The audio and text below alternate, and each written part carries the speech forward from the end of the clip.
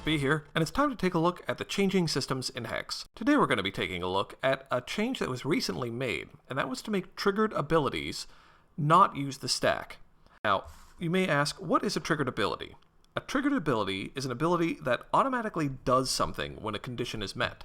So, for example, the Righteous Paladin will gain a +1/+1 permanent bonus to its attack and defense whenever you gain health. As soon as the health gain is resolved, then the triggered ability immediately takes place.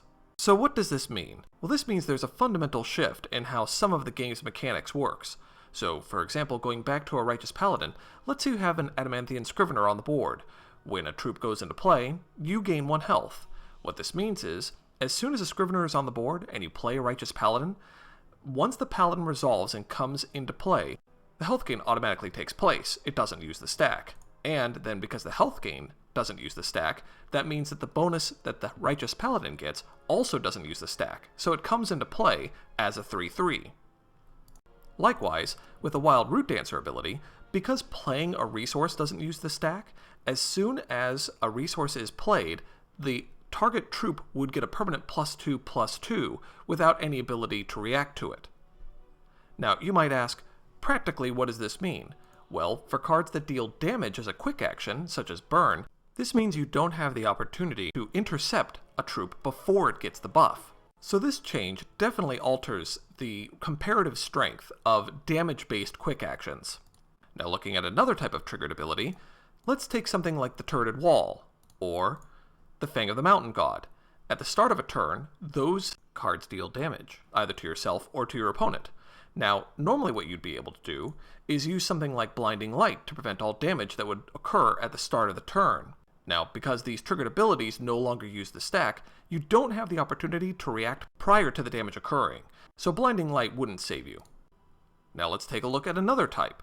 So, the Crazed Squirrel Titan, when it enters play, it battles a target opposing troop.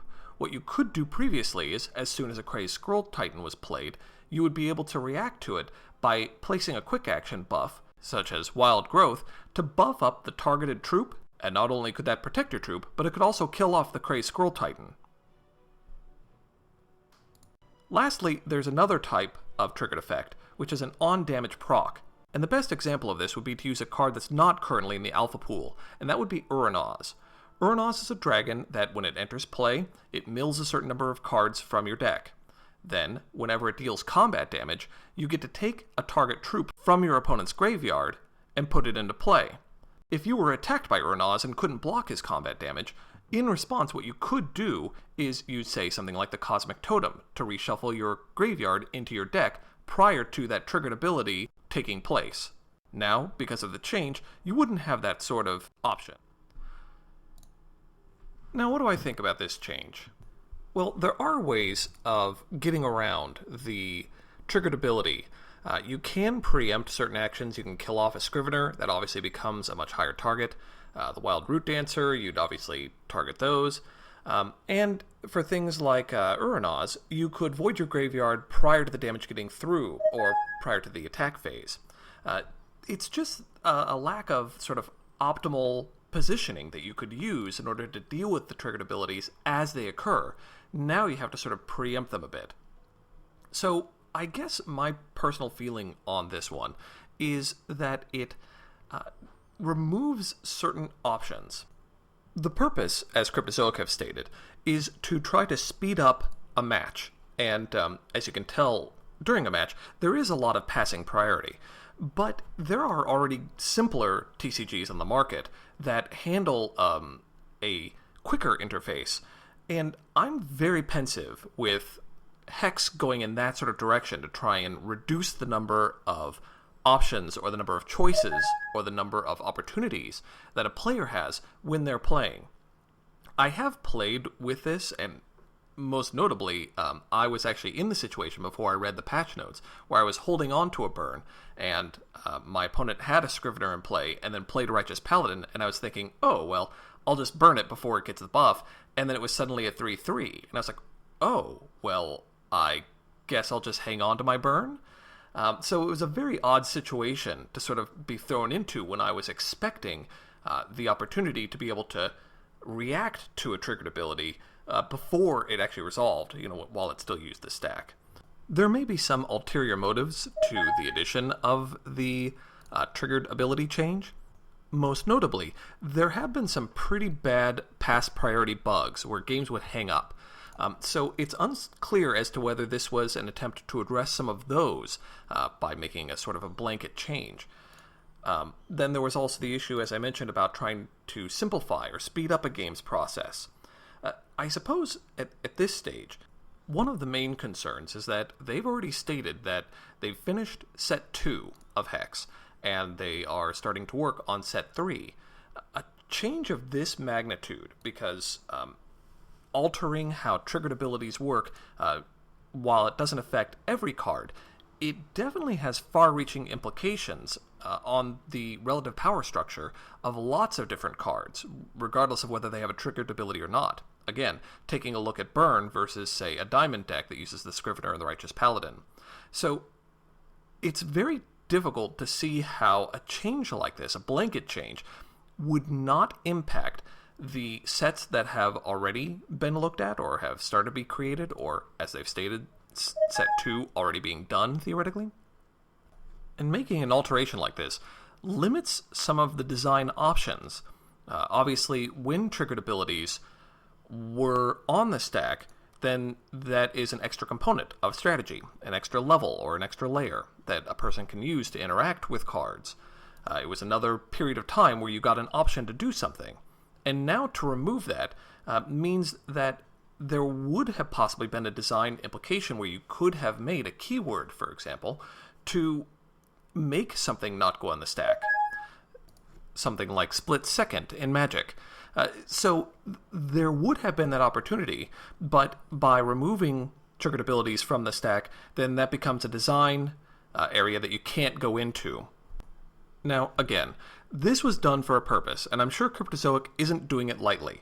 So they are trying to resolve certain issues, whether they are technical or whether they're gameplay, by altering the stack in this manner, or altering triggered abilities and how they interact with the stack in this manner.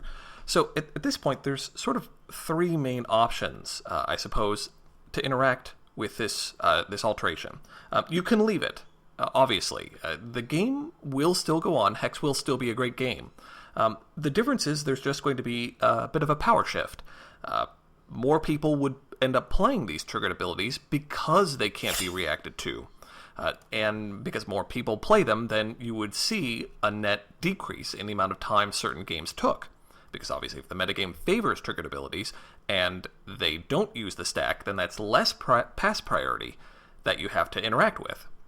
And perhaps that's Cryptozoic's desire, that they want games to go a little bit quicker than they are now. Of course, this would make things like Counter Magic much more important, because you would need to be able to react to cards before they actually enter the field, and you lose the ability to react to the triggered action. So basically, it would just be a metagame shift. Certain cards would go down in value, things like Burn, quick actions that interact with damage would likely be diminished, or at least certain ones. And then triggered actions would become stronger, because you'd be more confident about what would or wouldn't happen in certain matches. The second thing you could do, obviously, is revert it. But then you still have the problem that Cryptozoic have stated. They want games to go faster. They're worried about how a new player to a TCG, especially one as complex as Hex, will be able to interact with the system with a lot of these pass priorities. Already matches can take a while as you're waiting for an opponent to click pass priority.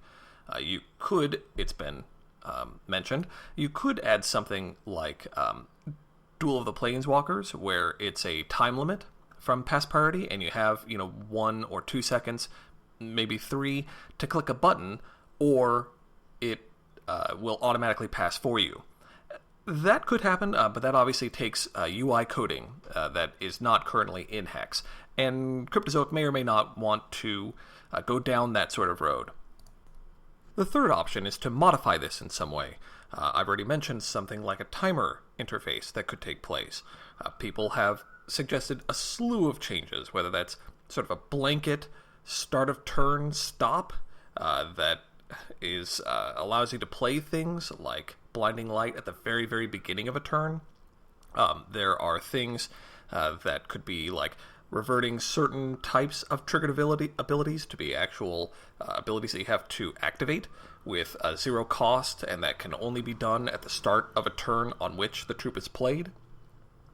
So there's lots of ways that you could modify this interaction. I'm just not confident that they're actually addressing the concerns that Cryptozoic is saying. Another one could be something like they've stated that they may do like an automatic option to pass on triggered priorities, and it's something that you can toggle on or off. And then that's set to default for things like tournaments, so that way, you didn't, oops, I forgot to toggle this off, and then, you miss out on a massive tournament-changing move. So there are lots of opportunities to sort of shift this change and curb it to what Cryptozoic is looking for. I'm just not certain if any of the changes will actually address the concerns that Cryptozoic has, which is obviously sort of the twofold. It seems to be sort of from a technical side as well as from a gameplay element side. I personally think that the more complexity or the more options that you get, the better. This is a deeply strategic game, and I wouldn't mind matches taking an extra 5 to 10 minutes due to some additional pass priorities. Obviously, I'm not certain about the technical side. If there is something that is basically unfixable, perhaps, that they need to implement something like this. And then, of course, if that's the case, well, then I'd much rather have Hex without the triggered abilities than to not have Hex at all if there's some sort of fundamental problem. Obviously, this is still alpha, so there's plenty of time for things to change, and I wouldn't necessarily freak out about this change at all. Worst case scenario, like I said, this just does become something that fundamentally shifts Hex, and then you just react to that, and the metagame changes, and you use different cards. So, I mean, this is basically Cryptozoic's last chance to make these sort of fundamental system shifts before they progress any further. So if it's going to happen, it's got to happen now. So, thank you for watching. If you liked the video, please take the time to subscribe. And, as always, I'm MSB, wishing you good games and good times.